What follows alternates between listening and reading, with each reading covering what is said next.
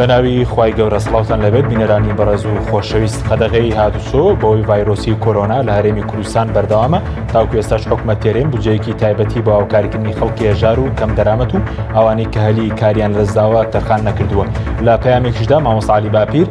ڕایدەگەنێت پێویستە دەسەڵاتدارانی هەرێم بەخۆیان دابچنەوە و وەرپرسانی دەوڵەمەند لەم دۆخەدا هاوکاری خەڵکی هێژار و کەم دەرامەت بکەن. بە میواندەرێک لە بەڕێزان سیروان بابان ئەندامی پەرلەمانی کوردستان لە هەولێرەوە، هەروە لە پێنجوێنەوە بیلال ڕەوف مامۆستای زانکۆ و شارەزای ئابووری تاوتوی ئەم پرسە دەکەین. سەرەتا راپۆرتێک دەبین دواتر لەگەڵ میوانەکانمان دەست بە گفتوگۆکەمان دەکەین. بسم الله الرحمن الرحیم. جەماوەری هەرێمی کوردستان مامۆستا عەلی باپیر پەیامێکی نوێ لەبارەی کۆرۆنا و دۆخی هەرێمی کوردستان بڵاو دەکاتەوە و باز لەوە دەکات دەبێت بەرپرس و حکومڕانان لە بواری مامەڵەیان لەگەڵ خەڵک و واریدات و سامانی بندەستیاندا چاو بە خۆیاندا بگێڕنەوە و ئۆباڵی سەلامەتی و بەختەوەری خەڵک و کۆمەڵگەیان لە ئەستۆدایە و بەرامبەریان بەرپرسیارن. ویستم چەند خاڵێک مامۆستا عەلی باپیر ئەمیری کۆمەڵی ئیسلامی لە بەشێکی پەیامەکەیدا باز لەوە دەکات هەرچی سامان و ناز و نیعمەتی وڵاتە هی هەموو هاوڵاتیانە بەبێ جیاوازی، نەک حکومڕانان پێیان وابێ موڵکی تایبەتی خۆیان و دەوروبەریانە و بە خێری خۆیان بەشی خەڵکی لێدەدەن. ئەمیری کۆمەڵی ئیسلامی ئەوەش دەخاتە ڕوو حکومڕانان وەک چۆن حەز دەکەن خەڵک بە قسەیان بکەن و سەرپێچی نەکەن با ئەوانیش فەرمانبەری خوا بکەن و بەڕاستە شەقامی دادگەریدا بڕۆن و ملی هەڵەت و هەڵدێریستەم و قۆرخکاری و گەندەڵی نەگرن. لە بەشێکی دیکەی پەیامەکەیدا مامۆستا عەلی باپیر دەڵێت بە چەسپاندنی دادگەری تەبایی بەرقەرار دەبێت و وڵات فەراح دەبێ و پڕبەرەکەت دەبێ. هەروەها واریدات و سامانی وڵات ئەگەر بە دەستی پاک و ئەمینەوە بێت بەرەکەتی تێدەکەوێ و کەمیش بە دەستی پاک و ئەمینەوە زۆرە و زۆریش بە دەستی ناپاک و خائینەوە کەمە. مامۆستا عەلی باپیر لە بەشێکی دیکەی پەیامەکەیدا تیشک دەخاتە سەر بەرپرسانی دەوڵەمەند و دەڵێت پێویستە لەم دۆخە دژوارەدا هیممەت بکەن و ئەندازەیەک لە سامانەکەیان کە شێوەی پەیداکردنی هەرچۆنێک بوو بێ تەرخان بکەن بۆ هاوکاریکردنی خەڵکێکی هەژار و نەدار کە هەر لە ئەسڵدا ئاتاجن یان بە کاسبی ڕۆژانە بژێوی پەیدا دەکەن، چونکە شتێکی ناحەق و نالۆژیکیە لە ترسی پەتای کۆرۆنا لە ماڵەکانیاندا حەبس بکرێن و هیچ ئاوڕیان لێ نەدرێتەوە. ئەمیری کۆمەڵی ئیسلامی دەستخۆشی لا خێرخوازان دەکات و ئاماژە بەوەش دەکات باسی دەوڵەمەندانی دیکە ناکەم، چونکە کەم و زۆر هیممەتیان کردووە و بەخشینیان هەبووە و شایستەی سوپاس و پێزانی نیشن. پەیامەکەی مامۆستا عەلی باپیر هاوکاتە لەگەڵ ئەوەی تاوەکو ئێستا بەرپرسانی دەوڵەمەند و حکومەت هیچ بودجەیەکی تایبەتیان بۆ ئاوردانەوە لە خەڵکی هەژار و کەم دەرامەت تەرخان نەکردووە و دابەشکردنی موچەی فەرمانبەرانیشیان دواخستووە.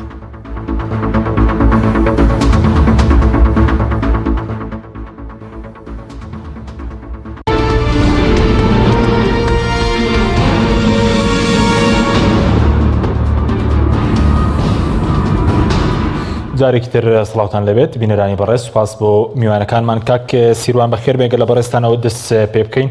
بە دیاریکراوی حکومەت لە سەردەمی کۆرۆنادا چی بۆ موچەخۆر و خەڵکی هێژار و کەم دەرامەت و ئەوانی کە هەلی کاریان لەدەستداوە چی کردووە؟ سڵاوی خواتان لێبێت، هیوادارم هەموو لایەکتان دوور بن لە دەرد و بەڵا. ڕاستێکی کاک حەکیم ئەم ئافاتە بەسەر هەموو جیهانە هاتووە و ئەمە شتێک نییە لە دەستکردی بەشەر بێت، بەڵام ئەکرێت پێش وەخت ئینسان یان دەوڵەت خۆی بۆ ئامادە بکات. من ئەمێ بڵێم لە زۆر وڵاتانی دنیاە پێشکەوتوو ئەوانەی کە پێشش نەکەوتو ئەوانەی کە ئێمە بە خراپیشیان نەزانین لە ناو وەزارەتەکانە گرنگیان ناوە بە وەزارەتێکی یان دەستێک پێڵێن وەزارەتی لێقەوماندن یان دەستەیەک بۆ لێقەوماندن، ساڵانە بودجەیەکی بۆ تەرخانەکەن، ئەمە بۆ لافاوە، بۆ زریانە، بۆ نەخۆشیە، بۆ ئەمانەیە. ئەمە لە دنیای ئاساییە. کوردستان وڵاتێکی ئاسایی نیە لەسەر ئەم زگۆی زەویە بەداخەوە. من پێویستە لە سەرەتایە بڵێم من وەک سیاسیەک وەک پەرلەمانتارێکی ئۆپۆزیسیۆنی معارەزە لە کوردستان هەرچی ڕاو سەرنجی خۆمم هەیە لەسەر حکومەتی هەرێمی کوردستان لەسەر سیاسەکان هی 28 ساڵ تا ئێستا دای ئەنێم لە شوێنێکە بەردێکی ئەخەمە سەر هیوادارم زۆربەی هاوڕەکانیشم لە ئۆپۆزیسیۆن ئاوا بکەن تا ئەم کۆرۆنایە تێئەپەڕێ و تا ئەم نەهامەتیە لەسەر وڵاتمان تێپەڕێ. بەڵام ئەمەوەمان لێ ناکا کە ئێمە چاو بپۆشین لەوەی کە حکومەت هەنگاوی خراپ بنێت. من پێویستە بڵێم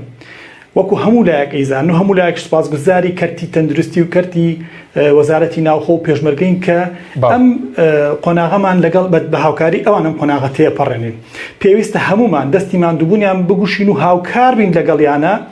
یان هاوکاری ئەوە بکەین کە هیچ نەبێ بارەکە سوک بکەین. ئێستا ئێمە سەر کڕۆکی پرسیارەکەی جەنابەت حکومەتی هەرێمی کوردستان وەکو ئەو باوکە وایە کە هیچ ئامادەکاریەکی نەکردووە لە کرێایە نان نییە ئاو نییە کارەبا نییە هیچ شتێک نییە و داوای هاوکاری ژەکات. تەنها ئەوەنە بەس نییە کە ئێمە بەس خۆمان پارێزین لە کۆرۆنا گرنگترین شتی ئەم شەڕەیە. خۆمان پارێزین لە کۆرۆنا هاوکاری جیهانگیری ئەەکەین هاوکاری ئەم جیهاناکەین لەوەی تەشەنە نەکرێت. خۆشبەختانە بەپێی هەموو راپۆرتە جیهانەکان کە ئێمە لەو وڵاتانەین لەو پارچە بچکۆی جیهانین کە تەشەنەی نەکردوێت یامانە بەڵام حکومەت بە هیچ شێوازێک هاوکاری مادی خەڵکی نەکردووە. بۆ لەبەر ئەوەی بیانووی ئەوەی کە پارە نییە بەڵام پارە هەیە، بیانووی ئەوەی کە ناتوانێت موچە لە کاتی خۆیابات غەڵەتە، ئەتوانێت موچە لە کاتی خۆیابات. من بۆی کورتی کەمەوە چەند سەرنجێکمان نا لەسەر ئەوەی کە چۆن ئەتوانن موچەی فەرمانبەران و موچەخۆرانی کوردستان بدرێت بەوەی کە لە شوێنێک هاتەوە فیرکەی. تەواان بۆ بینەرانی بەڕێست بزان و زۆرینیان ئەیزانن شارەزان بودجەی وڵات پێک هاتووە لە مەبلەغێک پارە کە تەرخان ئەکرێ بۆ وەزارەتەکان. ئەم بودجێ زیان ناکرێت ساڵانە ئللا خوای گەورە مەسەلەن سەرۆتێ بارێنێ کە ئەمەش نابێت. ئەبێت وەزارەتەکان و حکومەت هەستێت بە نەخشاندنی بەرنامەیەک بڵێ ئێمە لە کەرتێکە پارە ئەکشێنەوە ئەخینە سەر کەرتێکی تر. خەوشی ئەم حکومەتانی کە ڕابرد و ئەو 8 ساڵی ڕەبەقە لە حکومەتەکانی کە ڕابرد و ئەم حکومەتەی ئێستاش بودجە و میزانی خۆی نەهێناوەتە پەرلەمان کە ئەمە گەورەترین خەوشە. ئێمە وەک پەرلەمانتاران وەک پەرلەمانی کوردستان نازانین حکومەت چەند لە گیرفانیایەتی هەتا بزانین وەزارەتی ناوخۆ وەزارەتی پێشمەرگە وەزارەتی تەندروستی چەندی هەیە و لەسەر ئەوانە قسە بکەین. دواتر دەگەڕێمەوە لای بەڕێز قسەی زیاتر دەکەین. سوپاس دەکەین ئەگەر بچین لای مامۆستا بیلال. مامۆستا بیلال سوپاس بۆ ئامادەبوونی بەڕێزیش وەکو ئابووری ناسێک لە وڵاتانی جیهان لە سەدەمی کۆرۆنادا ئابووری بڵین داهاتی تاک گۆڕانکاری بەسەردات و یخوا ئەزموونی وڵاتان چۆنە بۆ هاوکاریکردنی تاکەکانیان لە سەدەمی کۆرۆنادا. سەرەتا بە ناوی خوا سڵاوی خوا لە ئێوە و لە بینەرانی سەرانی پێیان دیارە لە سەرەتای سەرەڵدانی ڤایرۆسی کۆڤید-19 تەواوی جیهان ڕوبەڕووی قەیرانێکی ئابووری و دارایی گەورە بۆتەوە. تەواوی وڵاتان لە سەرەتای دروستبوونی قەیرانەکەەوە هەوڵی سەرکیان ئەوە بۆ کە ئەم قەیران و ئەم کێشە ئابووریە کار نەکاتە سەر تاکەکانی وڵاتەکەیان، چ ئەوانەی لە کەرتی حکومی ئیشەکەن چ لەوانشی کە کەرتی تایبەتن یاخود هەر پێشتر بەنەفێت و سۆشیال و یاخود هەر بابەتێکی تر موچەیان هەبوو بێ. بەڵام لە هەرێمی کوردستان پێچەوانی ئەوەیە لە ڕاستیا فۆکسی زیاتریش خراوەتە سەر موچەخۆران کە نزیکەی نیوەی کەمتریشی خاوەن بژێوی هەرێمی کوردستان پێگەهێنن کە پێویستە بیر لەوانی تریش بکرێتەوە کە خاوەن ئیشی سەربەخۆ بوون یاخود لە کەرتی تایبەت بوون. بەڵام تاکو ئێستا هیچ ڕێوشوێنێک نەگیراوەتە بەر بۆ ئەوەی ئەو کاریگەری لەسەر تاگ لەسەر داهاتی تاگ لە هەرێمی کوردستان ڕوویاوە کەم بکرێتەوە یاخود هەر هیچ نەبێ بە شێوازێک بێ خۆن بێت. لە تەواوی وڵاتان زۆر ڕێوشوێن گیراوەتە بەر وڵاتانی خاوەن پیشەسازی و خاوەن سەرمایی گەورە هەر لە سەرەتاوە هەڵیان ناوە بڕێک لە داهاتی خۆیان وەکو بودجە تەرخان بکەن بۆ ئەو کەسانی کە لە کار لە دەسێن یاخود بەهۆی ڕێوشوێنەکانی بەرەنگاربوونەوەی کۆڤید-19 پێویستیان بەوە بێ هاوکاری بکرێن. نمونەی وڵاتانمان زۆرە کە بە ڕێژێکی زۆر خەڵکانێکی زۆر کارەکانیان لە دەستداوە. لە هەفتەی پێشوە لە وڵاتی بەریتانیا نزیکەی 3,300,000 کەس خۆیان وەکو بێکار تۆمار کردووە. هەر هەفتەی ڕابردوو تاکو 28 مانگی ڕابردوو زیاتر لە 6,500,000 کەس لە ئەمریکا خۆیان تۆمار کردو وەکو بێکار کە کاریگەری کۆڤید-19 لەسەریان هەبوو توان ئیشەکانیان لە دەستداوە. و زۆربەی وڵاتانی تریش کە داهاتیان مەحدودە هەر هیچیان نەکرد بێ توانیویانە لە کاتی خۆیان یاخود پێشتر موچەی کارمەندەکانی خۆیان دابین بکەن و داوایان لە کارمەندەکانی کەرتی تایبەت یاخود خاوە سەرمایەکانیش کردووە هەر هیچ نەبێ ئەگەر ڕێژەی تەواوی موچەکانیشان نەدرێتێ لەسەر و لە سا شەفتی موچەکانیانەوە بدرێتێ ئەگە وڵاتی کۆکو ئوردون بە نمونە بگرین بڕیار بوو لە هەموو مانگەکان لە 28 تاکو 29 مانگ موچە بۆ کارمەندەکانی دابەزێ هەر لە بیدایەتی بڵاوبوونی ڤایرۆسی کۆرۆنا و داخستنی دام و دەستگاکانی لە ناوەڕاستی مانگە موچەی مانگی سێی بۆ پێدان و دابەشی کرد بەسەریانە یعنی ئەبێ ئەوە بڵێم حکومت لەم حاڵەتانە ئەبێ ئاگای لە داهات و بژێوی تاکەکانی خۆی بێ نابێت تەنها بیری لای ئەوە بێ کە چۆن ڤایرۆسەکە کۆنتڕۆڵەکرێ ناگوازێتەوە بۆ خەڵک چونکە لایەنی دەرونیش یەکێکە لە لایەنە گرنگەکانی زیادکردنی بەرگری لە شوور و بەڕووبوونەوە خۆ ئامادەکردن بۆ ئەم ڤایرۆسە بێگومان نەبوونی و نەبوونی داهات و بژێوی کاریگەری زۆر خراپێ بێت لەسەر لایەنی دەرونی تاکەکانی کۆمەڵگا باش بەس مامۆستا لە وڵاتانی تر ینی ئەوانەی کالی کاریان لەدەستداوە ئێستا حکوومەت بڵێن موچەی بۆ بڕینێتەوە ئەوانەی کە کەم دەرامەتن بۆ نمونە لە ماڵەوە بن بەڵام قەرەبوویان بۆ کراوەتەوە لە وڵاتانی تر بچکە ئێستا لە کوردستان خەڵکێکی زۆر کاری لەدەستداوە و هیچی بۆ نەکراوە خەڵکێ نان نییە بیخوات لە ڕاستیا ئەبێ لەگە خۆمان ڕازگۆ بین قاسی حکوومەت هێرمی کوردستان لە ئێستا توانایکی ئەو تۆی نییە بۆ ئەوەی کە بتوانێت تەواوی هاوڵاتیان یاخوتاکەکان لە هەرێمی کوردستان بژێنێ و قەرەبووی ئەو جۆرە لە دەستدانی داهاتیان بکاتەوە بێگومان لەبێ بپرسین بۆ ئەم قاسەیە بەتاڵە واتە بە مانایەکی تر ئەما کۆکراوەی قەیرانەکان و بەهەدەردان و بوونی گەندەڵیە لە ماوەی 28 ساڵی ڕابردووی حکومڕانی هەرێمی کوردستانە کە نەتوانراوە لە ئێستاە بۆ حاڵەتێکی لەم شێوەیە حکوومەتی هەرێم هەر ناچار بۆ ماوەی مانگێکیش بێ بتوانێت هاوکاری تاکانی خۆی بکە بێگومان ئەبێ حکوومەت چاوی لەوە بێت تەنها 1,250,000 کەس نین کە بژێویان لەسەر حکوومەت بێ و تەنها بۆ تەواوی 5 ملیۆن خەڵک و دانیشتوانی هەرێمی کوردستان بژین بەپێی لە کۆڵینەوەکانی ئێمە وەک چەند ئابووری ناسێک کە کردومانە زیاتر لە 1,500,000 کەس بەهۆی کۆڤید-19 لە هەرێمی کوردستان ئیشیان لەدەستداوە کە بێگومان لەم ڕێژەیە ژمارەیەکی زۆریان پێویستیان بە هاوکاری بە پەلەو خێرایە بۆی بژێوی ڕۆژانن یان هەرە سەرەتاییترین پێداویستەکانی خۆیان دابین بکەن بێگومان ئەمە پێویستی بەڕێخستنەوە هەیە و پێویستی بۆیە حکومەت لە مشوری ئەمانە بێ و نابێ فۆکەسی ڕاگەیاندنەکانیش بە تەنها لەسەر پێدانی موچە بێت لە کاتی خۆی یاخود بۆ ڕێژە دیاریکراوە لە توێژی موچەخۆران لە هەرێمی کوردستان کە بێگومانەوە حەقی خۆیانە و پێویستە لە کاتی خۆیان و بەبڕی دیاریکراویش بیاندرێتێ بەڵام ئەبێ لایەنێکی تریش لە بەرچاو بکەین کە ژمارەیەکی زۆرە کە بێ ئیش بوون داهاتیان لە دەستداوە کە هەر بگرین لە شۆفێری تەکسی خاوەندووکان دەستگێر و ئیلە ئاخری کامە ڕێژەیەکی زۆرە و بەپێی ئەو توێژینەوەی ئێمە کردومانە لە چەند ڕۆژەیە نزیکی 1,500,000 بە شێوەی داتایەکی ناڕەستی ئەمە لە هەرێمی کوردستان بۆی کۆڤید-19 کارەکانیان لەدەستداوە و هیچ سەرچاو بژێویکی تری ژیانیان نییە بەشێک لەمانە لە ڕابردووە سەیفێکیان هەبووە بۆی ئیشی باشەوە بەڵام بەشێکی لەمانەش بژێوی ڕۆژانە لەسەر بژێوی ڕۆژانە ژیاون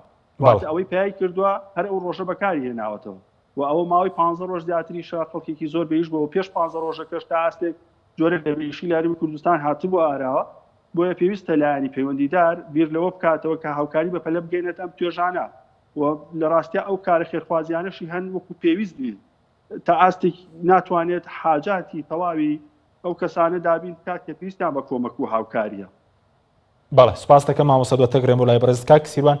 بگەڕێم و لای بەڕێزت بە دیاریکراوی حکوومەت هێرێم ئێستا دەتوانێت چی بکا بۆ موچەخۆران و چی بکا بۆ خەڵکی کرێکار و هەژار و کەم دەرامەت کەنەی کردووە یعنی دەتوانێت شتێک بگە کەنەی کردووە لەم دۆخەدا بێگومان دەتوانێت ئێمە چەندمانێکە لە چەمانێنەوە پێش لە پەرلەمان زۆر سەرنج و تێبینی و پرۆژەمان خستە بەردەمی حکوومەت ئیتر هەرێکە و بەجیا یەکێک لەوانەی کە ئەتوانێت بیکە بە پەلە پرۆژە یاسای چاکسازی لە ناو پەرلەمانە تێپەڕێنرا من پێم وایە زۆر بڕگە و مادەی زۆر باشی تیا یەکێک لەوانە کە زۆر گرنگە چەند ساڵە بودجەی هەرێمی کوردستان بەدەستەوە ئەناڵێنێ پاکردنەوەی لیستی موچەخۆرانی هەرێمی کوردستان هەمومان ئەزانین دووسێ موچەی هەیە هەنێک هەیە زۆرێکن چەندین هەزار کەس هەن بە نایاسایی چەندین موچەی بندیواریان هەیە بە نایاسایی خانە نشین بوون بە پلە باڵا ئەوەی کە شتێکە پێڵم پلە باڵا بە قەناعەتی من هیچ شتێ نییە ناوی پلە باڵا بێن نە وەزیر نە پەرلەمانتار نە سەرۆکی هەرێم نە سەرۆک وەزیران ئەمانە پلە باڵانین ئەمانە فەرمانبەری دەوڵەت نەبێ موچەیەکی بەسیطیانە بێ موچەیەکیانە ببژین چەندین کەسمان هەیە یعنی بە نمونە پێت ئەڵێم هەیە لەسەر دزی گیراوە بە زیندانی سیاسی لەگەڵ ڕێزی تاوام بۆ هەموو زیندانی سیاسێک لەم کوردستانە چۆن ئەبێ قبول کرێ یەکێک 10 ساڵ لە زیندانەکانی بەعس نینۆکیان دەرهێنابێ چەند سەد دینارێ چەند سەد هەزارێ وەرگێ یەکێکیش لەسەر دزیا لەسەر خیانەت بگیرابێ عینەن ئەو وەرگێ هەیە بەڕاستیمە ئەمە ئەڵێن بە نوکتە ناڵم هەیە کەر لە قەیلیاوە مێشتی تێک چووە بە نەخۆش و بە برینداری شاخ تەقاعد کراوە موچەی هەیە چۆن ئەبێ ئەمانە ئەگەر هات و ئەمانەیان پاکردەوە ئەم لیستە هەر چەندێ بێ پاک ئەبێتەوە موچەیە زیابێ دوایی ئێمە لە یاسای چاکسازیە مادە هەبوو کە لێسەندنەوەی قەرزەکانی حکومت لەو کۆمپانیایانە ملیارە دۆلارە ئەخکاکە ملیارە دۆلار قسەیە قسە یعنی ملیارە دۆلار بودجەی چەند ساڵێکی دەوڵەتانی وەکو ئوردون و شوێنانی ترە لەوە باشتر حکومەتی هەرێم ئێستا ئێمە نازانین ئەم ڕێکەوتنی نەوتفرۆشتنی بۆ 50 ساڵە بۆ 20 ساڵە بۆ چەند ساڵە ئەوە نایزانین پەرلەمان بۆی ئەوە شەفاف کرێ فرۆشتنیش نەوت شەفاف کرێ قاسەی پارەی نەوت کێتە ناو دەوڵەتەوە بێ بزانرێت چەنە ئەمەی کە بە پەلە ئەتوانین بیکەین من لە هەر ئەو ساتەی کە بەڕێ سەرۆکی پەرلەمان ئەعلانی کرد کە حکومەت بەنیاز بوو هەرچەنە ئەو فرسەتیان نەبوو بەنیاز بوو دەستکاری موچەکان نەمان هێش بە فشاری هەموو لایەک دەستخۆشی لە هەموو لایەکە مەر کەسێ ئیشی تاکبێ من بەیاننامەیەکم بڵاو کردوتم من قبولی ناکەم و زۆر کەس زۆر پەرلەمانتاری تریش و فراکسیۆنی تریش قبولی ناکەن نابێت دەستکاری موچەی موچە خۆران بکرێت نەکەم بکرێتەوە دەرماڵیان کەم بکرێتەوە ئەم ئیشانە بکەن ڕێکاری زۆر هەیە لەم وڵاتەیە وتم وەکوتم بودجەی وڵات زیاناکە نابێت کەمیشکە ئەبێ لە شوێنە بینیتە سەری لە شوێنە کوێزایە مەسرەفیتیاکە کەمیکەی بۆ نمونە ئێستا لە کاتی ئەمە هەمومان لە ماڵەوە دانیشتین وەزارەتی ئاوادانی هیچ ناکات چاڵێکتان بینی و پڕکرێتەوە وەزارەتی شارەوانی پڕکرێتەوە ئەوەی ئیشەکە چەند وەزارەتێکە وەزارەتی ناوخۆی و پێشمەرگەیە وەزارەتی تەندروستیە ئەم مانگە لەسەر ساڵەکە حسێب ناکرێت ئەو بودجەی کە تەرخان کراوە بۆ وەزارەتی پەروەردە بۆ وەزارەتی خوێندنی باڵا بۆ وەزارەتی مەبەست یعنی بە ناو وەزارەتەکان ئیتر بزانن چ وەزارەتەکە بودجەی ئەم مانگەی لێ وەرگرە هیچی نەکردو خۆ وەکو خەڵکە لە ماڵەوە دانیشتووە ئەمانە ئەبێ بە مەسرەفێ بۆ ئێرە ئێمە هەم تاوان دەوڵەت و وڵات بە خێرخوازی نابڕە بڕێەوە ئەگینا ئەگەر وەکو بازاری عکازی لەکەین تۆ شەکرم بەرێ من چادێمە ئەو نیسی پێێنە ئەو برنج فرۆشە کەواتە حکومەتی ناوێت کە لەم دۆخەیان من نامێ بێ مەسەر ئەو باسە ئەمن ئەڵێم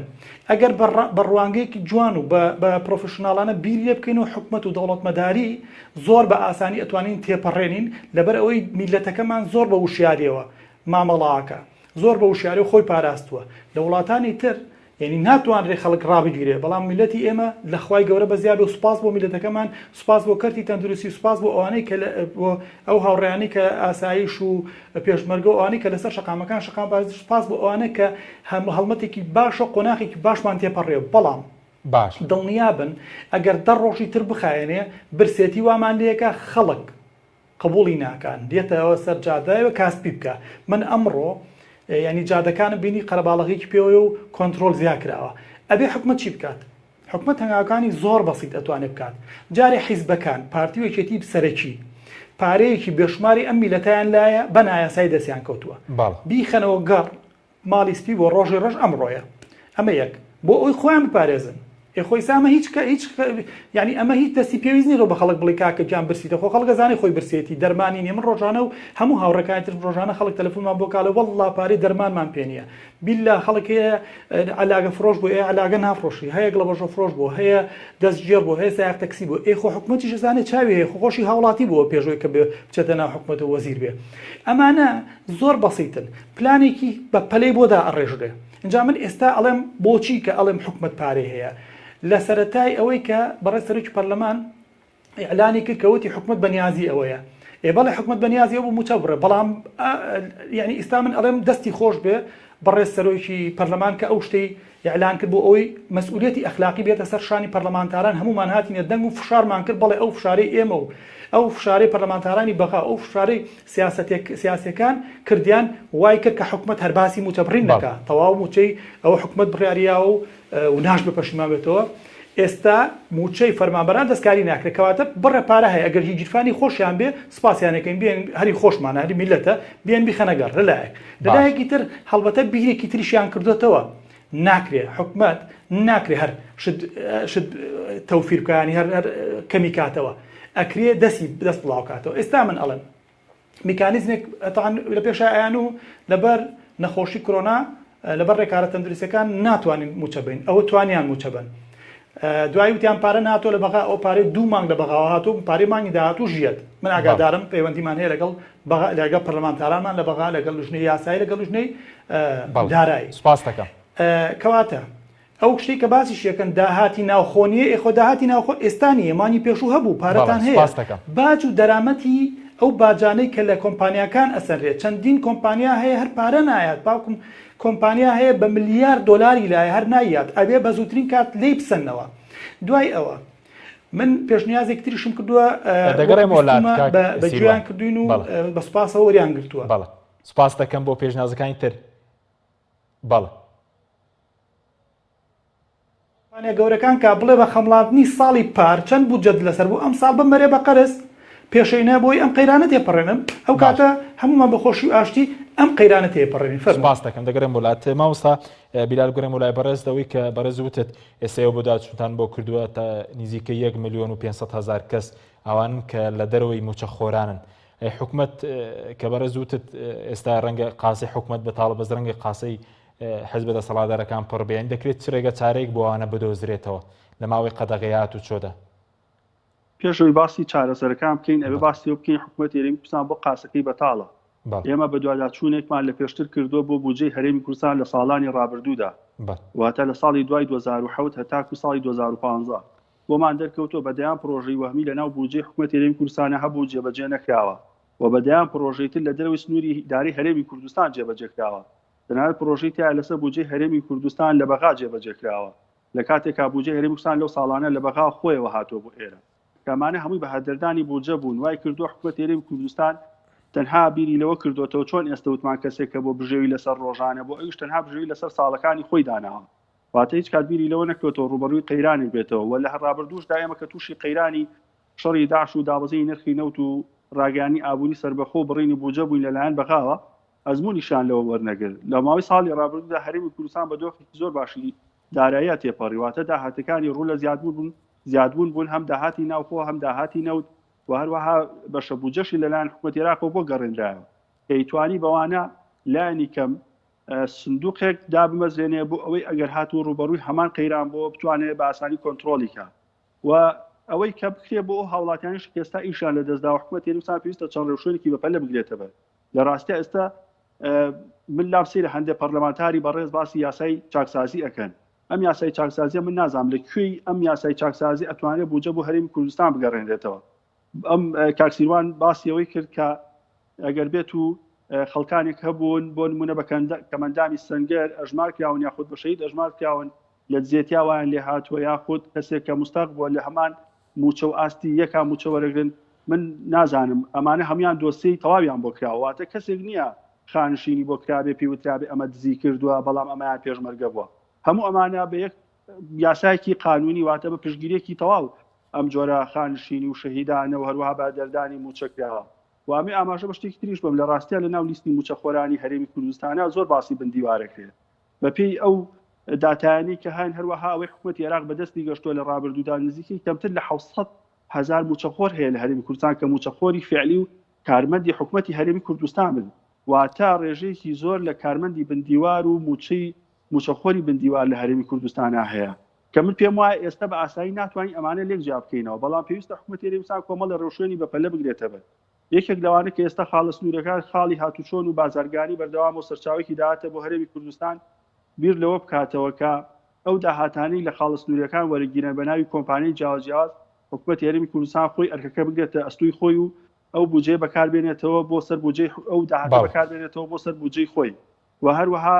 من لام سەیرە لە حکومەتی هەرێمی کوردستان شتی وا سەیر و سەمەرە ئەبینیت یعنی قابلی چۆن ئەڵێ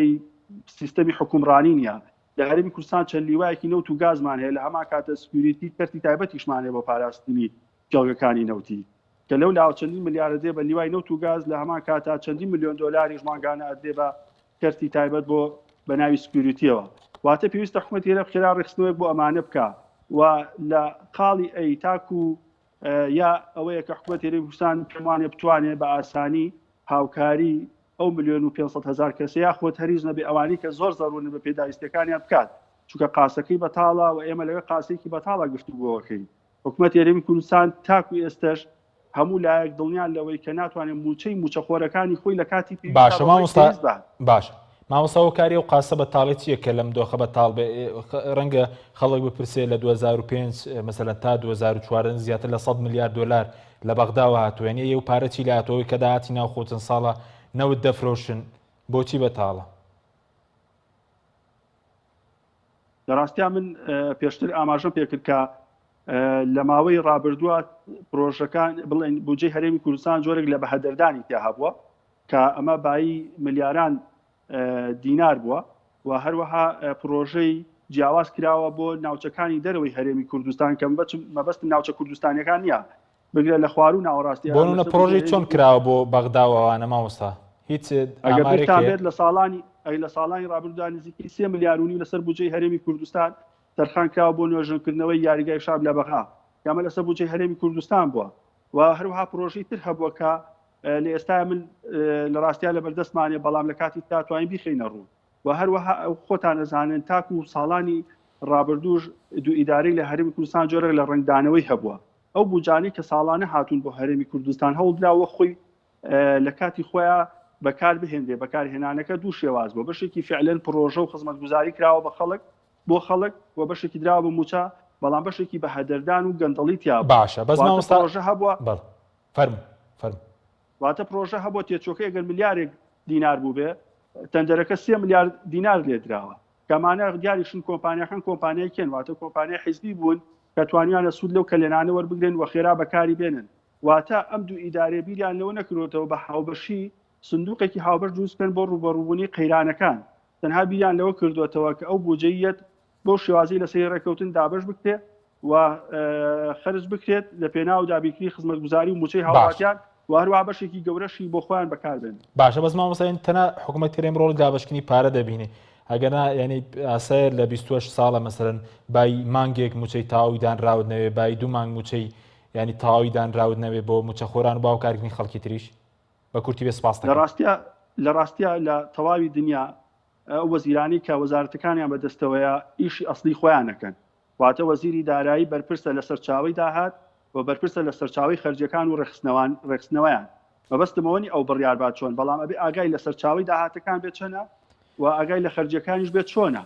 چونکە ئەو بەرپرسە بەرامبەر بەو داهات و خەرجانی لە ماوەی ساڵێکی دیاریکراوە هەیە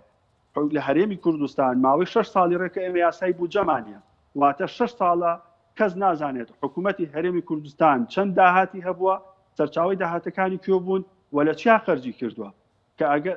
ئەمەمان لە بەرچاوە بێگومان ئەمانزانی ئایا حکوومەتی هەرێمیستان ڕازگۆ بووە لەگەڵ تاکەکانی خۆی یاخود بێگومان ئەمە خەوشێکی تایە بۆیە بە ئاشکرا داهاتەکان دیار نین و خەرجیەکانیشمان دیار نین ومە پێم وایە خەلەکە لەوەیە کە حکوومەتی هەرێمی کوردستان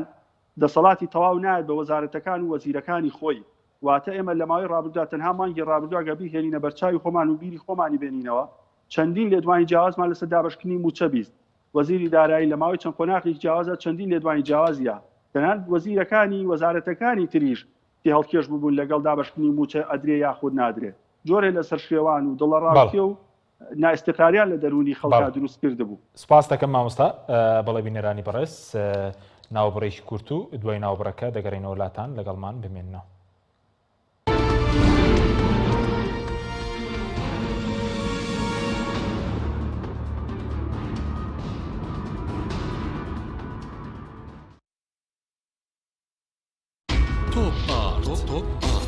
تاکەبریکاری تۆڕی میدیایی کۆمەڵ بۆ دروستکردن و بڵاوکردنەوەی ڕێکلام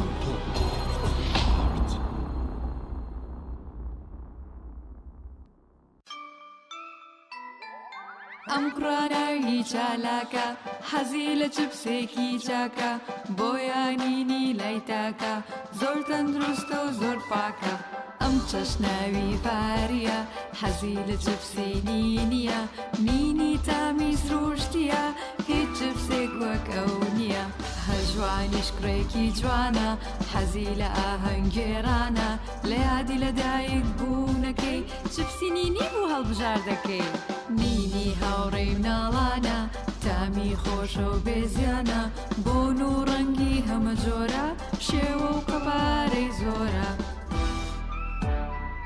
بشاری نینی تامێکی لە یاد نەکراو بەهاتنی کەوسەر هەست بە ئارامبوونەوە دەکەین. ڕەنگە سروشتیەکەی چای کەوسەر خەمەکانمان لەبیر دەباتەوە.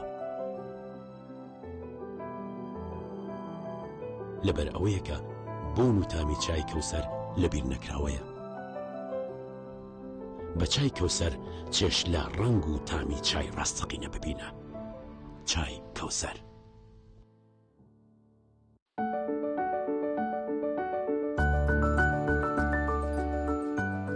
ڕاستە هەستی دایک بوون زۆر جیاواز و چێژبەخشە، بەڵام بەرپرسیارەتێکی قۆرسیشە. ئەرچی دایک پاراستنی تەندروستی و گەشەکردنی منداڵەکەیەتی. باشترین خۆراک بۆ منداڵەکەی شیری دایکە، بەڵام لەبەر هەر هۆکارێک دایک نەتوانێت لە شیری خۆی بە منداڵەکەی بدات، باشترین جێگرەوە کۆنفیلاکە.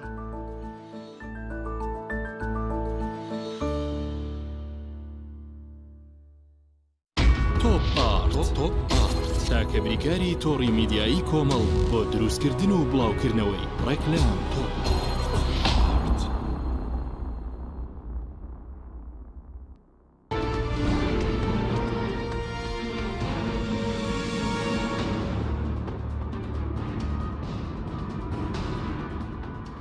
جارێکتر سڵاوتان لەبێت بینەرانی بەڕێز. کاکی سیروام گەرەمە لای بەڕێزت دەمەوێت لەسەر موچەش پرسیارێک لێ بکەم. بەڕێز کەوتت بەوەی فشاری پەرلەمانتاران و خەڵک نەتوانراوە موچە دەستکاری بکرێ، بەڵام ئێستا دوایین زانیاری ئەوەیە کە حکوومەت دابشکردنی موچە دوا دەخا، مەسەڵەن ڕەنگە بیخاتە 50 ڕۆژ جارێک 55 کە بەشێکیان پیان وایە مەش جۆرێکە لە پاشەکەوتکردن. ئێوە دەتوانن لەمڕۆ هیچ فشارێک دروست بکەن یاخود ئەو بەڵێنەی بەرپرسان و بەڵێنەی خۆیان ببەنە سەر کە پێش دەیانگ و 30 ڕۆژ جارێک موچەش دابش دەکرێت؟ بەڵێ طبعاً ئێمە فشاری ئێمە زۆر گرنگە ئەتوانین ئەو بکەین، بەڵام ڕێگەم ببە بە شێوازێکی تر بۆ جەنابەت و بۆ بینەرانی بەڕێزێشی کەمەوە. یەکەم شت لە هەموو دنیا وایە، لە هەموو وڵاتان حکومەت و پەرلەمانەیە. حکومەت دایمە ئەو پرۆژانە پێشکەشەکەیە، ئەو بڕیارانە ئەخاتە ڕوو کە بۆ خۆی باشە، پارە بۆ خۆی بجێڕێتەوە بۆی بڵێ من سەرکەوتوو بم لەمەیە. باش یان بڵێ من موچەکەمەکەمەوە، یان ئەوە تا ئەم شلەی شوێنەکان نییە بڵێ موچەکەمەکەمەوە یا پاشەکەوتەکەم، بەس لەم ئەمە ئیبداعیم حکومەتەمانە بەداخەوە. بەڵام لە دنیاە ئاوایە حکومەت کەمترین پارە سەرفەکە. پەرلەمان ئیشی ئەوەیە شەڕ بۆ گەل بکات، نەک شەڕ بۆ حیزب و حکومەت بکات. پەرلەمان ئیشی ئەوەیە لێ ڕاکێش. ئەم شەڕە کلاسیکۆیە، ڕاستە. شەڕی قورس ئەمڕۆ دەست پێکە یان دوێنێ دەستی پێکردو. شەڕی قورس ئەوەیە پەرلەمانتاران ئەگەر پەرلەمانتارانی ئەو حیزبانەش بن کە لە حکومەتا بن بە معارەزەت و معارەزە ئیشی ئەوەیە پێویستەکە بە هەمانگی شەڕی حکومەت بکەن، پێی بڵێن ئەمە ناڕاستە و ئەوەش بوو. من ئەمێ شتێک بۆ مێژوو بڵێم. کاتێک کە بەڕێز سەرۆکی پەرلەمان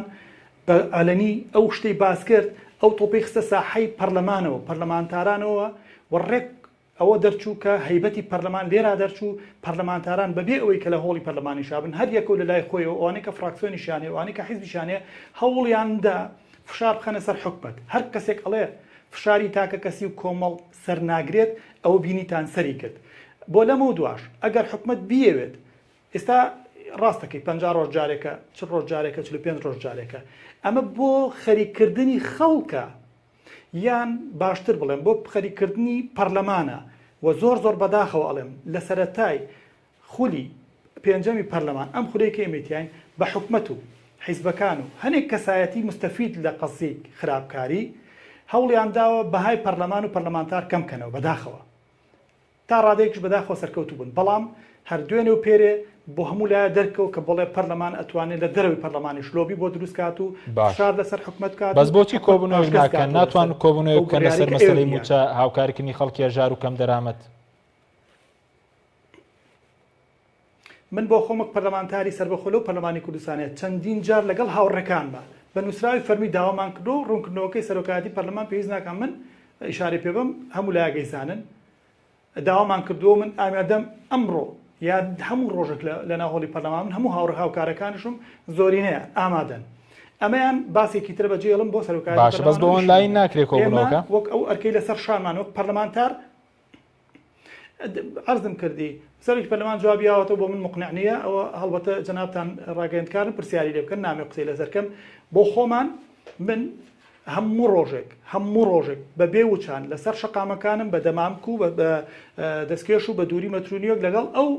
هاوڕێنەمان ئاسایش و پێشمەرگی کە لەسەر شەقامەکان لە زۆرینی شار و شارچکانی سلێمانی سەردانی خەسخانەکانەکەم بە بەردەوام لە دوورەوە و لە نزیکەوە بزانم ئایا چیان پێویستە ئێرکی ئێمە ئەوەیە لە هەموو قۆناغێکە لە قەیران و لە ئاساییە بزانین ئایا حکومت کارەکانێک باشە بەرامبەر هاوڵاتیان یانە ئەو ئەرکی ئێمە ڕاقبین چاودێری حکومەتین ئەمە ئەبێ بکرێت فەرموو. بەڵێ بەس سەبارەت هەر بە موچە ینی ئەوەی کە پێشتر باز دەکرا بەوەی قەیرانی مەسەلەن کۆرۆناوە دابشکردنی موچە دووا دەکەوێت ڕەنگە بۆ مانکانی داهاتوش پاساویان هەبێت ینی کردنی موچە بە سیستەمێکی بانکی ئەوەندە کارێکی قورسە کە حکومەت نێکات وەکو وڵاتانی تر. کاکە حەکیم من چەند مانگە لەمەوە پێش لە کاتی تێپەڕبوونی پرۆژەی یاسای چاکسازی لە ناو پەرلەمانە بە بەڕێز وەزیری دارایی و بەڕێزەکانی ترم وتم یعنی هەموو هاوڵاتیەک مافی خۆیەتی بچێت بە خۆی بیکاتەوە حسابێکی بانکی بکاتەوە زۆرینەی خەڵکەتی تاجرەکان یاتی بازرگان و کۆمپانیەکانیان ئەوژێ کاتۆ پارەکەی بۆخی ینی زۆر ئاسانە هیچ شتێکی تیانێ هیچ شتێک وەکوان مۆبایلەکەتە بێت چۆن لە مۆبایلەکەتە ئەکاونتی فەیسبووکیتەوە ئەکاونتێکی حسابێکی بانقیش ئەوە نیتە چێکی تێ ناچێت بۆ نایکا ئەمە لەبەرەوەی خەریککردنی خەڵکە مەشغوڵکردنی خەڵکە حکومت وەکو ئارزم کردی بۆ هەموو لایەک بەیان بێت حکومت ئیشی ئەوەیە خەڵک مەشغوڵکە تەماتەنیە پیازنیە بەیانی وایە کۆرۆنا هەیە سبەینە شتێکی ترێتە ئاراوە بەڵام ئەرکی پەرلەمانە ئەم فشارە بکات ئێستاش وەڵامەکەی من ئەوەیە جارێ لە قۆناغی یەکەمە فشارێکی تەواومان کرد کە حکومت پاشگەز بۆ هەر ئەسڵەن ئەو بیرۆکەی هەر لە کۆبوونەوەکە بە شێوازێکی ناوەندی باس کرد کە هەمویان دژی بوون لەبەرەوەی زانیان کە پەرلەمانتار و پەرلەمانێک هەیە بە قووەتەوە ڕێک بەرەو ڕویان بۆتەوە ناتوان باسکەین ئەگەر هات و بیکەن بە 2 مانگ جارێ یان مانگونیوێ جارێ دیسانەوە فشارەکەینەوە بە هەموو شێوازێک و باشە ئێوەش ئەوە هاوڵاتیانیش بینیان من بۆ خۆم دیفاع لە خۆم نە ئەگەر پەرلەمانتار نتوانێت دیفاع لە خۆی بکە چۆن ئەتوانێت دیفاع لە میلەتێ باشە من هەر بە هەر لە هەمان میتۆدەوە دیفاع لە خۆشمەکەم و دیفاع لە هاوڵەکانش مەکەم دیفاع لە هاوڵاتیان ئەەکەم بەچی بەوەی کە بەڵێ فشار ئەەکەین بەڵێ نایڵێن حکومت گیرفانی بەتاڵە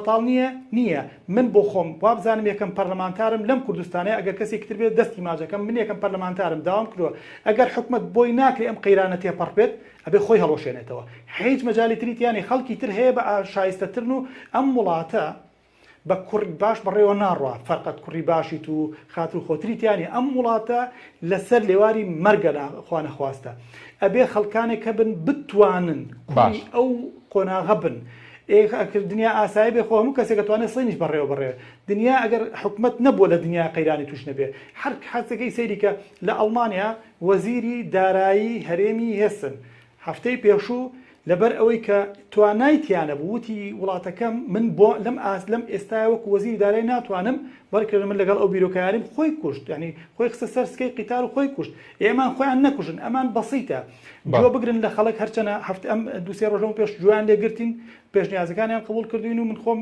ینی بەڕاستیمە ینی ئەلم لەم قۆناغەیە ئەڵم حکومت جوێ ئەگرێ باشە هەرەوەی کە پەشیمان بۆ لە کەمکردنەوەی موچە بۆ دواخستنی موچەش بە هەموو شێوازێک بەرەنگاریە بینەوە من دەگەڕێمەوەتر بۆ بەسکەم کاک حەکیم ئێستا حکومت سپاس دەکەم دەگەڕێم وڵات دواتر سپاس دەکەم مامۆستا بیلال بگەڕێم وڵای بەڕێزت هەر سەبارەت بەوەی کە بەدۆخی موچەخۆران و ئەوانش کە بڵێن هەلی کاریان لەزدا بەس لەسەر موچەخۆر ینی ئێستا کە موچەکان وەرگتووە ڕەنگە قسەیە لەسەرەوەی کە حکومت موچە دابەژەکە ئەنی فەرمانبەران و بڵین موچەخۆران چۆن دەست بە موچەکانیانەوە بگرن بۆەوەی کە بەکەمترین مەسەلەن قەیران لەم دۆخە دەربازن تاوەکو دۆخەکە ئاسایی دەبێتەوە موچەژ ئاسایی دەبێتەوە لە ڕاستیا پێش ئەوەی وەڵامی پرسیارەکەی بەڕێزت بەمەوە ئەمێ وەکو هاوڵاتیەک هەمووکەوەی کە زۆر ئاگام لە کاری ئەو کەسانەیە کە چالاکی مەدەنین یاخود ئەکتیڤن لە سۆشیال میدیا و خەڵکی مەدەنین و هەروەها لایەنەکانی تری ئۆپۆزیسیۆن کە ئەمەی کە حکوومەت هێرێمی کوردستان ترسێکی لەکەمکردنەوەی موچەی فەرمانبەران یاخود دواخستنی پەیوەندی بە هەوڵی پەرلەمانتارانەوە نییە چونکە لە ڕاستیا سەرۆکی پەرلەمان وتی لەم قۆناغەیە ئێمە وەکو پەرلەمان هیچمان لە دەست نایێت و ناشتوانن ڕێگر بن لەوەی حکوومەت هێرێمی کوردستان موچە ببڕێت یاخود کەمی بکات و یاخود دوای بخات و ناتوان لێپرسینەوەش پێن لە قۆناغەکانی ڕابردووە لە ماوەی هەر پێنج خولەکی پەرلەمانە نەمان بینیوە وەزیرێکی حکوومەت هێرێمی لێ پێچینەوەی لەگەڵ بکرێت یاخود متمانەی لێ بسەندرێتەوە هەروە سەوار بۆ پرسیارە لە ڕاستیا بەشێکی زۆر لە موچەخۆرانی هەرێمی کوردستان موچەیان وەرگرتووە و هەندێکیان ماوە لە چەند ڕۆژی داهاتووە وەرێگرن. کای من ئەوەیە کە موچەخۆرانی بەڕێز ڕاستە، قسەکەی من با نەبێتە قسەیەکی تر لەوەی 500,000 بەشی 2 مانگی ماڵێک نەکات، بەڵام پێویستە موچەخۆری بەڕێز ئەو کەسی کە ئێستا داهاتێک یاخود سەیفێکی هەیە زۆر بە وریایەوە تعامل لەگەڵ خەرجیەکانی بکات، چونکە وابدا بنێت ڕوبەڕووی قەیرانێکی گەورە ئەبێتەوە، ڕوبەڕووی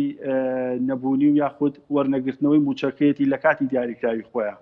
بۆیە پێویستە موچەخۆری بەڕێز یاخود ئەو کەسی کە ئێستا داهاتێکی لەبەردەستە هەوڵ بات بە شێوازێکی زۆر باش پلان بۆ داڕێژرا و تەنها پێداویستە سەرەکیەکانی خۆی لە دابین بکات. و ئێستا فرسەتێکی زۆر باشە تا ئاستی خێزانەکان لە ماڵەوەی خەرجەکانیان کەم بۆتەوە، چوونە دەرەوە نیە لایەنی جلوبەرگ و هەروەها پێداویستی تری جوانکاری. بۆیە پێویستە ئەو پێداویستانشی کە ئیکڕن زۆر دەستی پێ بگرن، واتە بە هەردەردان نەبێت لە پێداویستی سەرەکیەکانیشە کە ئەمە بۆ خۆی ئەتوانێت تا ئاستێکی زۆر هاوڵاتی بەرگەی قەیرانەکە بگرێت، چونکە ئێمە هەم لایەنە پەیوەنددارەکانی حکوومەت هەموو کەسانی کە خاوەن بڕیارن لە حکوومەتتا زۆر بە ئاشکایی وتوانە حکوومەت هێرمی کوردستان ڕوبەڕووی قەیرانێکی گەورە بۆتەوە، ڕوبەڕووی لە دەستدانی زیاتر لە 450 میلیۆن دلار بۆتەوە کە ئەمە هەموو پێداویستی سەرەکی بوون بۆ دابشکردنی موچە بە تایبەتی. واتە ئەمە چۆن ئەڵێی لا بودجەی وەبەرهێنان یاخود بودجەی تری پەرەپێدانی پارێزگای خود و شتانە کەم نەبووتەوە. ئەم 450 میلیۆنە واتە نزیکەی لە 145 بۆ 50 بودجەکەی هەرێمی کوردستان کە تایبەت بۆ پێدانی موچە کەمی کردووە. و ئەگەر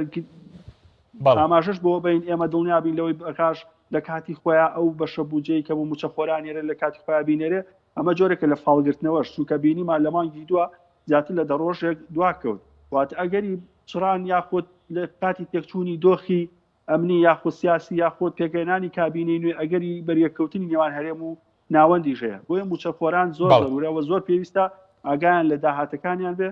و ئاگایان لە خەرجیەکانیشان بێ و هەر کەسێکی شتوانای هەیە ئاگای لە کەسە نزیکەکانی خۆی بە، چونکە ڕۆژی فریاکەوتن و دەستگیرۆیکردنی خەڵکە بەڕاستی هەرێمی کوردستان لە چاو شوێنەکانی ترا زۆر زیاتر قەیرانی ئابووری و دارایی بەهۆی بڵاوبوونەوەی کۆڤید-19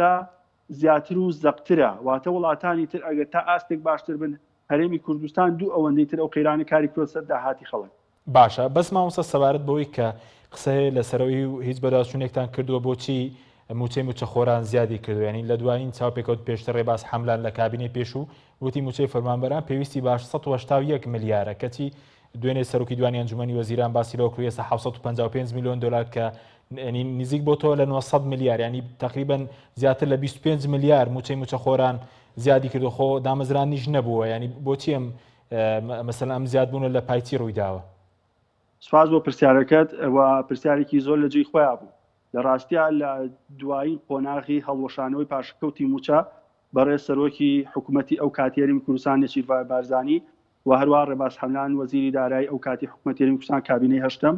ئاماژەیان بەوە کرد کە حکوومەتی هەرێمی کوردستان تەنها پێویستی بە 881 ملیار دینار هەیە بۆ موچەی موچەخۆران. لە ئێستاە بە پێی وتەبێژی حکوومەتی هەرێمی کوردستان بێ، حکوومەتی هەرێمی کوردستان پێویستی بە 894 ملیار دینار هەیە بۆ موچەی موچەخۆران کە بێگومان 13 ملیار دینار زیای کردووە. ئێمە بەپێی بە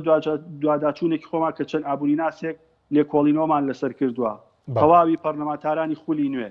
تەواوی ڕاوێژکارانی خولی نوێی پەرلەمان و کابینەی نوێی حکوومەتی هەرێمی کوردستان، تەواوی دەستەی سەرۆکایەتی هەرێمی کوردستان و ئەوانشی کە خانشین بوون، هەموو ئەمانەمە حساب کردووە لە 3 ملیار دینار تێپەڕی نەکردووە. واتە نزیکی 10 ملیار دینار چۆتە سەر موچەی موچەخۆرانی هەرێمی کوردستان لە کاتێکە لە بەرزکردنەوە و هەروەها عەلاو تەرفیع نەبووە لە ناو فەرمانبەرانی هەرێمی کوردستانە کە هەموو ئەمانە ئاماژەیەکن بۆ ئەوەی کە دامەزراندن لە ناو هەرێمی کوردستانە بە شێوازێکی نایاسایی و ناقانونی هەبووە کە نزیکە بێتەوە زیاتر لە 10,000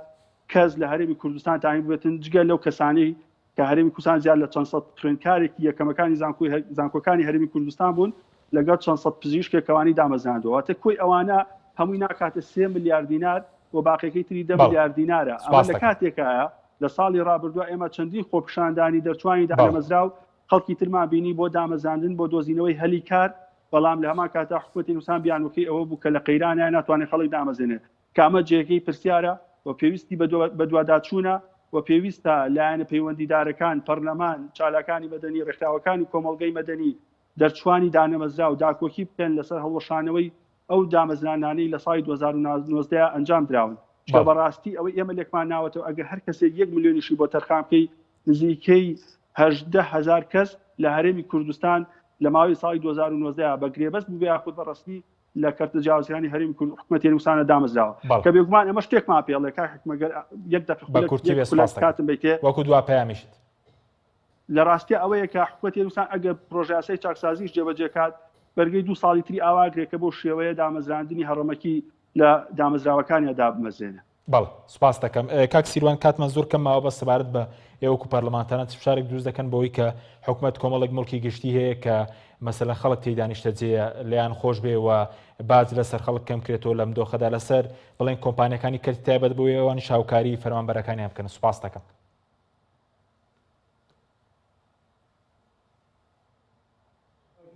داواکارێک گرنگەکانی ئێمە زۆرینەی پەرلەمانتارانیش لەسەری کۆکن ئەبێ حکومت لە باج و کرێکانی ئەوەی کەی خۆیەتی خۆش بێت بۆ بەلایانی کەمە ئەم چەند مانگەی کە بلەم ساڵەیە هەیە ئەبێت ئەوە بکات و ئێمە فشاری خۆمانەکەین و دڵنیاشم لەسەرەوە دانیشتنەگەکرێت. ئەگەر ڕێم بن بە شێوازێک تر من باس بکەم خەڵک لە ناو ماڵاکە ئێستا سەیری ئێماکە هیچ پەیوەندی بەوە نییە چەند ملیار ئەڕاتونە و چۆنە و نەوچە نەوت ئێستادا بەزیێ خۆکەنەوە دەبێت بە 75 و 73 و 65 هیچ کەسێکات و حکومەت و 5 دیناری یەکێک زیاد بکە ئەی بۆ کە کەمەکە یەکسەر هاواری لێڵە سێوەڵام موچەتان کەمەکەمەوە ئەبێ خەڵک ئەمە قبول نەکات. یەکێک لەوانەی تریش کە خەوشە گەورەکەی کۆمەلگای ئێمە ئەمە خەڵک هاتە سەر تەلەڤیزیۆن وتی ئەمە ملیارێک لێرە و 3 ملیار لێ و 2 ملیار هاتە ئێوە خەڵکی تێ بەسەر ئەمەوە ئەمە ئیشی حکومەت و پەرلەمان و سیاسەتمەدارەکان و حیزبەکانە لەناو خۆیانە هەر کەسێکیش تۆژینەوەکە لەگەڵ ئەو پەڕی ڕێزما بووی توێژینەوەکانی نێت لەسەر تەلەڤیزیۆن مێشتی خەڵکی پێ سەفتەپارەی پێ پیشان بات بڕوات توێژینەوەکانی تەقدیمی حکومەت بکات بێنێ بۆ پەرلەمان بزانێ ئایا ئەتوانێت چی لەسەر ئەمە بکات. بە مانایەکی تر سیاسەتمەدارەکان و توێژەرەکان و ئێم پەرلەمانتاران و حکومەت واز لە مێشتی خەڵک بێنن خۆیان ئیش بکەن و بزانن چی ئەتوانن چۆن ئەم بەلەمە ئاسایە بگەینە کەناری ئارام. خەڵک چی لە ئێمە ئەوێت؟ خەڵک ژیانێکی ئارامی ئەوێت ئاسوودە لە ماڵی خۆیان بێتە دەرەوە جگەل لەم قەیرانی کۆرۆنایەکە هەموو دنیاگرەوە. چەقی کرۆکی ئیشی حکومەت و پەرلەمان خەڵکە ئێمە بۆ خەڵک هەوڵ ئەین ئێمە بین شەو و ڕۆژ شتکەینە مێشتیانەوە زانیاری دروست و نادروستیان بۆ بڵاوکەیتەوە ئێمە تووشی نەخۆشیەک ترمان ئەکات واز لە خەڵک بهێنرێت خەڵک ئاسایی بێتەوە لە ماڵی خۆیان هەموو ڕۆژە نین ئاماریان بینێ و ئەمە نەموچە خۆرەیە باشە پورە فاتم و باجی حەبسە و حاجی مەحموود کە ئەمانە خانەنشین و تااقەتی ئەو قسانەی ئێمەیان نییە چیاوە لەوەی 3 ملیار لەویایە و 15 ملیار لەوایە و نەوت لە دوبەی بۆنێ و حەقی چێ بەسەرەوە ئەو حەقی ئەوەی هەیە موچەکەی بێتە بەر دەمی ماڵەوەیان لەسەر حسابەکەی بێت و ژیانێکی ئاسوودە بەرێ بڕێوە. ئێمەمان کردووە بە هەموو کۆی پرۆسی سیاسی و پرۆسی علمی و هەموو میدیاکان وامان کردووە مێشتی خەڵکمان بەشتی پرپوچەوە پرپوچ ئەڵێم لەم ئاستەیە ئەبێ ئەم شتانەی کە هەیە نێت بە مێشتی خەڵکی پێ بکات ئەبوایە ئێستا خەڵک لەم پرۆسی مندمانەوە لە ماڵەوە مەشغوڵی ئەو وایە چۆن دەمەتەقەیەکیان کردای لە ناو خێزانەکەی خۆیانەیە نەک بێن ئێمە هەرچی زانیاری سەر سنوورەکان لە باشماخچەیە قەومێ لە حاجی عومران لە ئەمانە پێویستە لە نووسینگەکانە من سەیرم لێت هەتا ئێستا ئەم هەموو زانستە ئەم هەموو ببوورە ئەم هەموو پرۆفیسۆرە مهمەمان هەیە یەکێک تەقریرێکی علمی دانا لەسەر ئەوەی کە چۆن بەرەنگاری ڤایرۆسی کۆرۆنابینەوەیان چۆن بتوانین ئەمە بکەین هەموو یەک لەسەر تەلەڤیزیۆن قساکات و کە ئەمەش مێشتی خەڵکی پەیداکای وادارم بەس بێت. سوپاس بۆ وەرەزان سیروان بابەنەندانی پەرلەمانی کوردستان لە هەولێرەوە هەروەها بیلال ڕەوف مامۆستای زانکۆ و شارەزای ئابووری لە پێنجوێنەوە. سوپاس بۆ بینەرانی بەڕێز سوپاس بۆ هاوکارانم خواتان لەگەڵ.